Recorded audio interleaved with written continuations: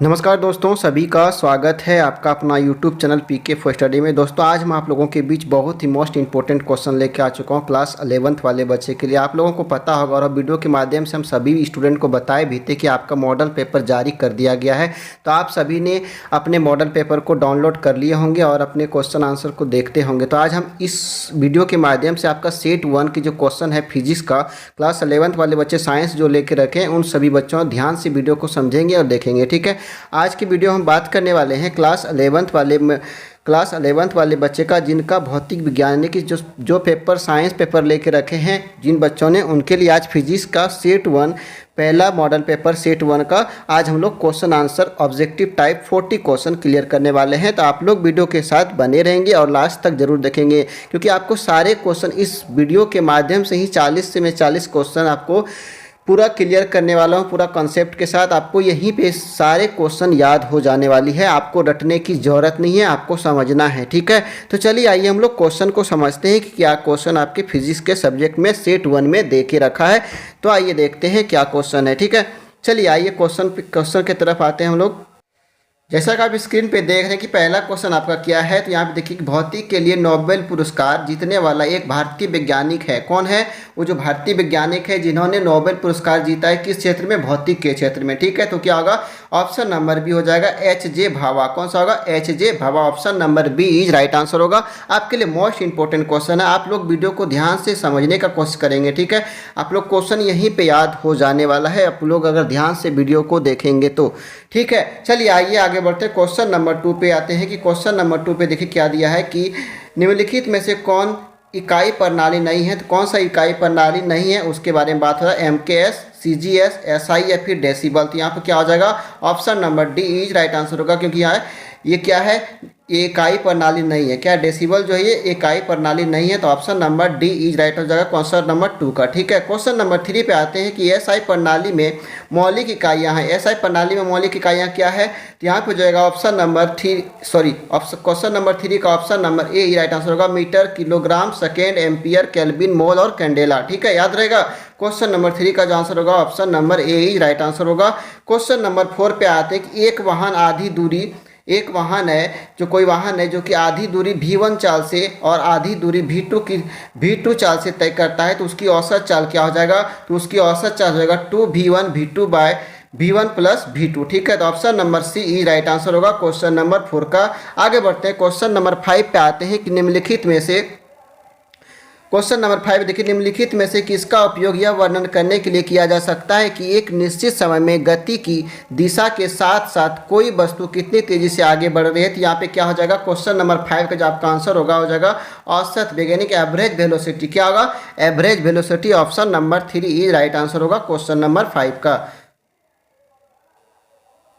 Question number 6 देखिएगा कि maximum range of projectile, यानी प्रत्येक प्रक्षेप की अधिकतम सीमा क्या होगा? तो इसका हो जाएगा क्वेश्चन नंबर 6 का आपका आंसर होगा option number A right answer होगा। R max equal to u²/g when, जबकि थीटा बराबर कितना है? 45 डिग्री है। तो इसका option number A is right answer होगा क्वेश्चन नंबर 6 का। ठीक है, चलिए आगे बढ़ते हैं। क्वेश्चन नंबर 7 पे आते हैं। तो यहाँ पे देखिए, एक पिंड 2 मीटर त्रिज्या वाले वृत्त की परिधि के अनुदिश 6 मीटर प्रति सेकेंड के रेखीय वेग से गमन करता है, तब इसका कोणीय वेग क्या होगा? तो इसका कोणीय वेग जो हो जाएगा आपका ऑप्शन नंबर बी 3 रेडियन प्रति सेकेंड हो जाएगा। ठीक है, 3 RAD प्रति सेकेंड हो जाएगा। तो option number B is right answer होगा क्वेश्चन नंबर 7 का। आगे बढ़ते हैं, क्वेश्चन नंबर 8 पे आते हैं कि त्वरण किस प्रकार की भौतिक राशि है।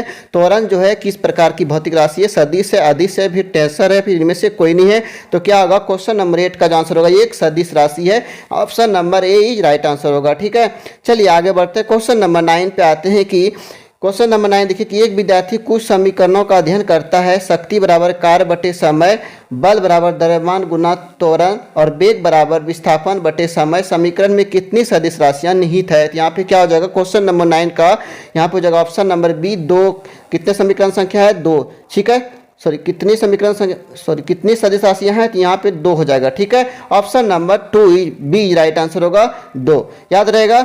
चलिए आगे बढ़ते हैं। क्वेश्चन नंबर 10 पे आते हैं कि गीले कपड़े को सुखाने के लिए उसे अचानक झटका लगाना आम बात है। आप लोगों ने भी नहा के आने के बाद जो गमछी या फिर गंजी या फिर अपने शर्ट को झाड़ते हैं ना कि जल्दी से मेरा कपड़ा सूख जाए। यहाँ पे वही क्वेश्चन है कि गीले कपड़े को सुखाने के लिए उसे अचानक झटका लगाना आम बात है। ऐसा करने से हम किसका लाभ उठा रहे हैं, किसका लाभ उठा रहे हैं?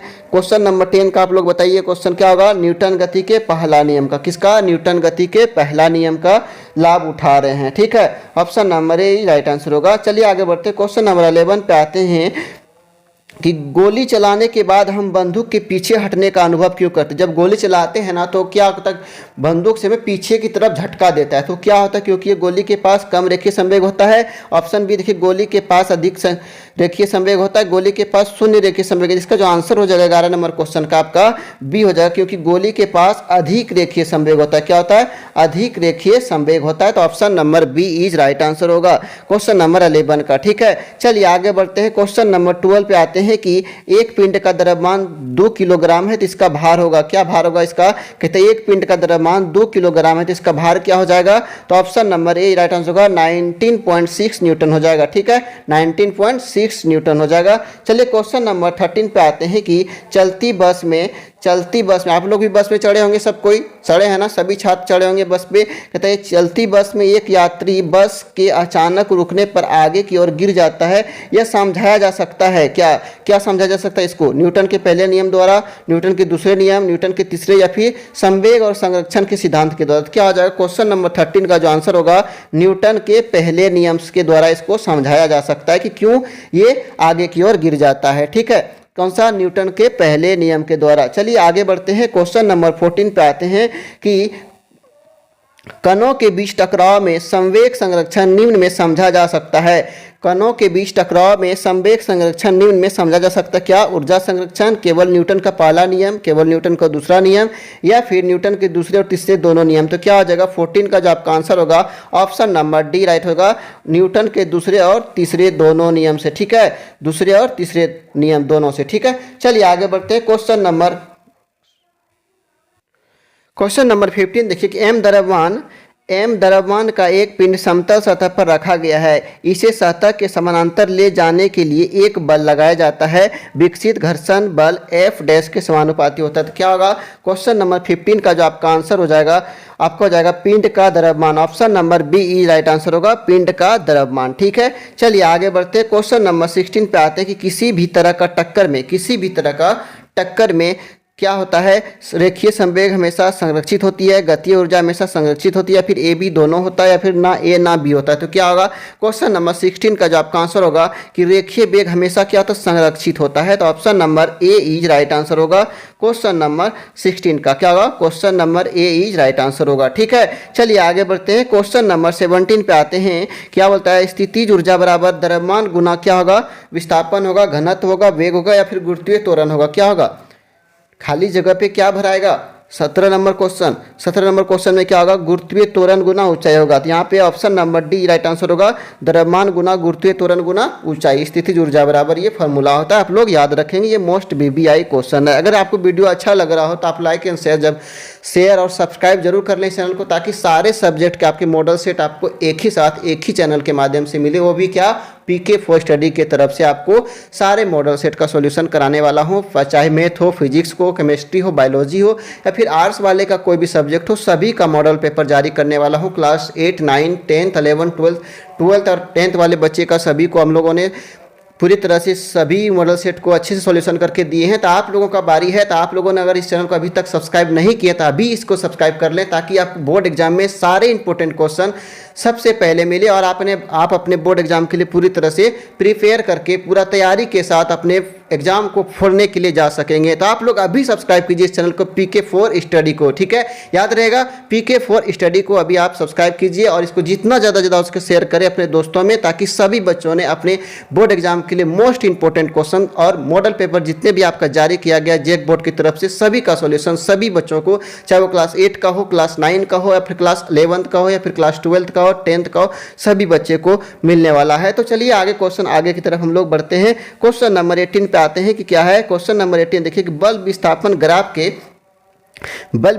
ग्राफ के अंतर्गत क्षेत्रफल बराबर होता है, क्या होता है, आवेग होता है, गति होता है, कार्य होता है, या फिर इनमें से कोई नहीं। तो क्या होगा इसका ऑप्शन जो होगा सही जो होगा आंसर इसका 18 नंबर क्वेश्चन का जो आंसर होगा आपका ऑप्शन नंबर सी हो जाएगा राइट आंसर, यानी कि कार्य होता है। क्या होता है, कार्य, यानी बल विस्थापक ग्राफ के अंतर्गत क्षेत्रफल बराबर क्या होता है, कार्य होता है। ठीक है, चलिए आगे बढ़ते हैं। क्वेश्चन नंबर 19 पे आते हैं। चलिए दोस्तों, किसी पिंड पर लगने वाला टॉर्क किसका घूर्णी अनुरूप है, किसका, द्रव्यमान का, बल का, वेग का, फिर गतिज ऊर्जा का। तो यहाँ पे हो जाएगा 19 नंबर आपका जो क्वेश्चन हो जाएगा आपका ऑप्शन नंबर बी, ये हो जाएगा बल का, यानी कि option number B is right answer होगा। आते हैं क्वेश्चन नंबर 20 पे, यानी कि 20 पे। यहाँ पे देखिए क्या दिया है कि जड़त्व आघूर्ण और कोणीय त्वरण के गुणनफल द्वारा कौन सी भौतिक राशि प्रदर्शित की जाती है। तो कौन सी भौतिक राशि प्रदर्शित की जाती है, तो ऑप्शन नंबर इसका जो होगा बी, टॉर्क। कौन सा, टॉर्क, याद रहेगा कौन सा होगा, टॉर्क रहेगा। दिख रहा है सभी को, दिख रहा है ना। चलिए आगे बढ़ते हैं। क्वेश्चन नंबर 21 पे आते हैं कि यदि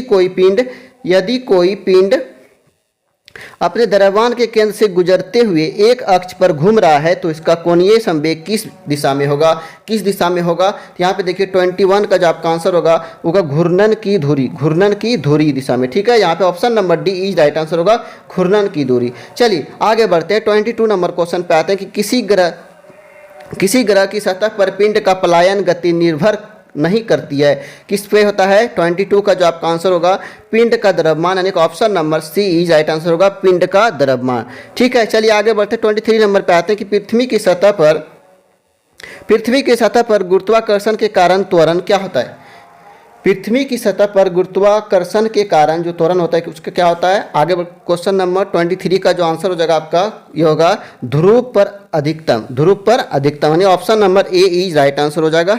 चलिए आगे बढ़ते हैं। क्वेश्चन नंबर 24 पे आते हैं कि किसी पिंड का पलायन वेग द्रव्यमान पर निर्भर किस प्रकार करता है।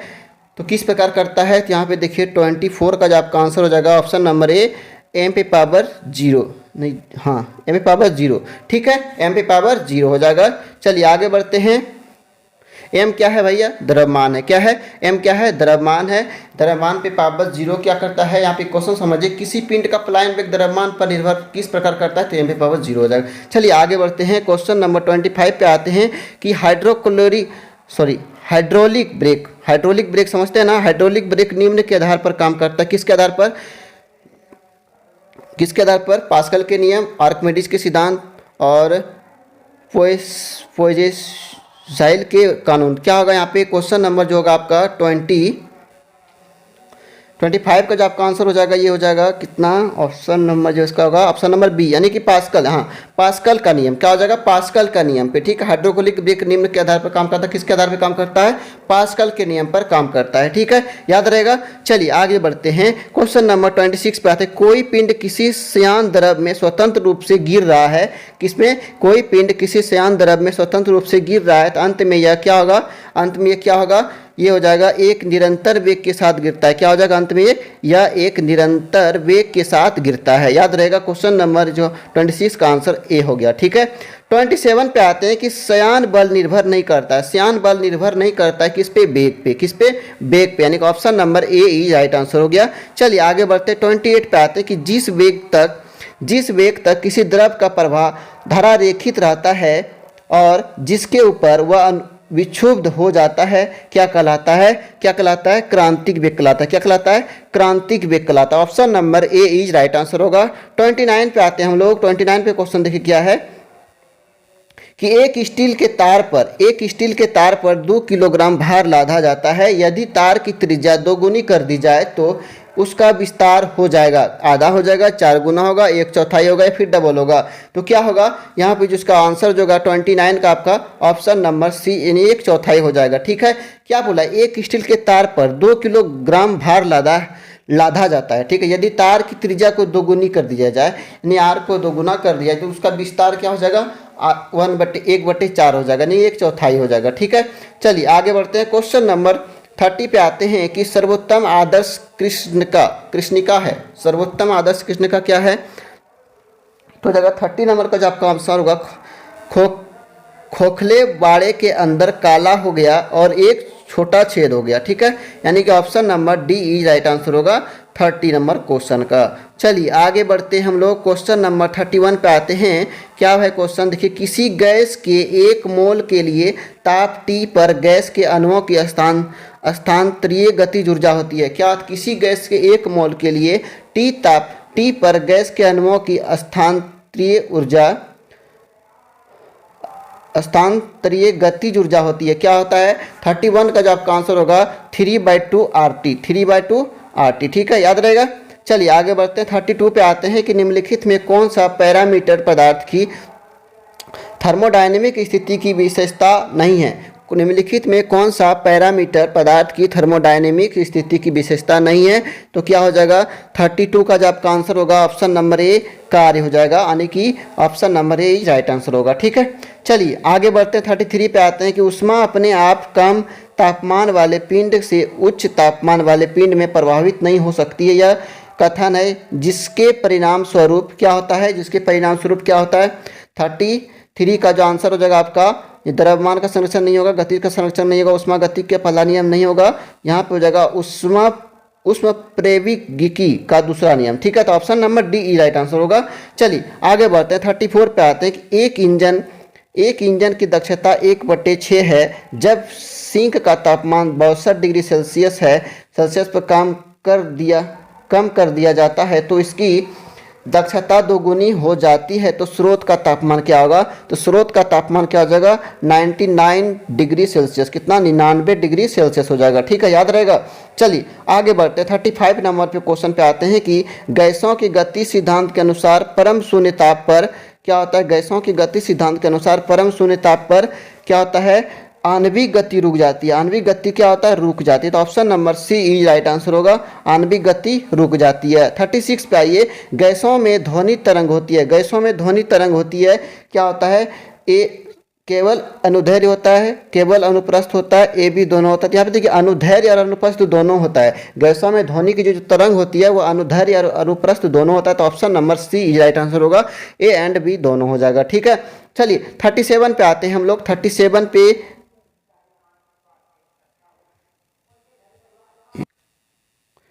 रुकिएगा, 36 पहला क्वेश्चन में थोड़ा मिस्टेक है, तो यहाँ पे गलती इसमें लग गया। ठीक है, तो यहाँ पे इसका जो आंसर हो जाएगा 36 का, यहाँ पे क्या क्वेश्चन है? गैसों में ध्वनि तरंग होती है। गैसों में ध्वनि जो तरंग होता है ना, सॉरी यहाँ पे दोनों नहीं होगा, यहाँ पे हो जाएगा केवल ए अनुदैर्घ्य तरंग होता है। कौन सा होता है? अनुदैर्घ्य तरंग होता है। 36 का जो होगा option number A is right answer होगा, क्या होगा? अनुदैर्घ्य तरंग होता है, याद रहेगा। चलिए आगे बढ़ते हैं, क्वेश्चन नंबर 37 पे आते हैं कि यदि कोई तरंग 2.5 सेकेंड में 20 कंपन पूर्ण करती है तो इसकी आवृत्ति क्या होगा? इसकी आवृत्ति जो होगा हो जाएगा 8 हर्ट्ज। कितना हो जाएगा? 8 Hz। ठीक है, याद रहेगा, 8 Hz होगा। चलिए आगे बढ़ते 38 पे आते हैं। 38 पे जो क्या क्वेश्चन है कि यदि लोलक 1 मिनट में 78 बार दोलन करता है तो उस लोलक की आवृत्ति होगी, उस लोलक की क्या आवृत्ति होगी? 38 का जो आंसर आपका ऑप्शन नंबर सी 1.3 Hz होगा। क्या होगा? 1.3 Hz होगा। चलिए आगे बढ़ते हैं, 39 पे आते हैं कि निम्न में कौन सा सरल आवर्त गति के लिए आवश्यक नहीं है? निम्न में कौन सा सरल आवर्त गति के लिए आवश्यक नहीं है? तो यहाँ पर जगह 39 का गुरुत्वाकर्षण, option number A is right answer होगा। चलिए लास्ट क्वेश्चन पे आते हैं हम लोग। लास्ट क्वेश्चन क्या है? SHM क्रियान्वित करने वाले कण पर प्रत्यानयन बल कार्य करता है। तो यहाँ पे हो जाएगा 40 का जो जगह विस्थापन से सीधे अनुपातिक। तो इस तरह से हम लोग का क्लास 11th वाले बच्चे का, क्लास 11th का साइंस का फिजिक्स का first model set, JAC board वाला बच्चे ध्यान देखेंगे। ठीक है, फिजिक्स का फर्स्ट मॉडल सेट हम लोग का पूरा सॉल्यूशन हो गया। क्वेश्चन नंबर 36 में ना, 36 में थोड़ा सा यहाँ पे मिस्टेक हुआ था, तो इसका ऑप्शन आप लोग ए मारिएगा। ठीक है, थोड़ा सा वहाँ जल्दी में मतलब दोनों बोला गया था, तो इसमें ये गलती दोनों नहीं होगा। यहाँ पे क्या हो जाएगा? केवल अनुदैर्घ्य होगा। तो 36 वाला थोड़ा सा ध्यान से समझिएगा। चलिए, तो हम लोगों ने 11th का फर्स्ट मॉडल सेट फिजिक्स का पूरा क्लियर कर लिया। अगले वीडियो में हम लोग केमिस्ट्री का लेके आते हैं, फिर बायो का और मैथ का भी लेके आपके साथ आने वाले हैं। तो अगर आप लोगों ने इस चैनल को सब्सक्राइब नहीं किए तो इसको सब्सक्राइब कर लें और जितना ज़्यादा शेयर करें अपने दोस्तों में, ताकि सभी बच्चों को तो सभी बच्चे अपने अपने मॉडल सेट को पूरा सॉल्यूशन कर ले। और मॉडल सेट के बाद कुछ इंपॉर्टेंट क्वेश्चन जो ऑब्जेक्टिव VBI जो छपने वाला है, जो बोर्ड एग्जाम में छपेगा, क्या होगा, छपेगा, वो सारे क्वेश्चन हम आप लोगों को प्रोवाइड करने वाला हूं। तो आप लोगों ने इस चैनल को एकदम सब्सक्राइब कर लीजिए बिना सोचे समझे। हम आपको गारंटी देते हैं कि आपका रिजल्ट 90% से एबव आ जाएगा अगर आप इस चैनल के साथ जुड़े रहेंगे तब। ठीक है, तो चलिए फिर मिलते हैं हम लोग नेक्स्ट वीडियो में। तब तक के लिए जय हिंद, थैंक यू।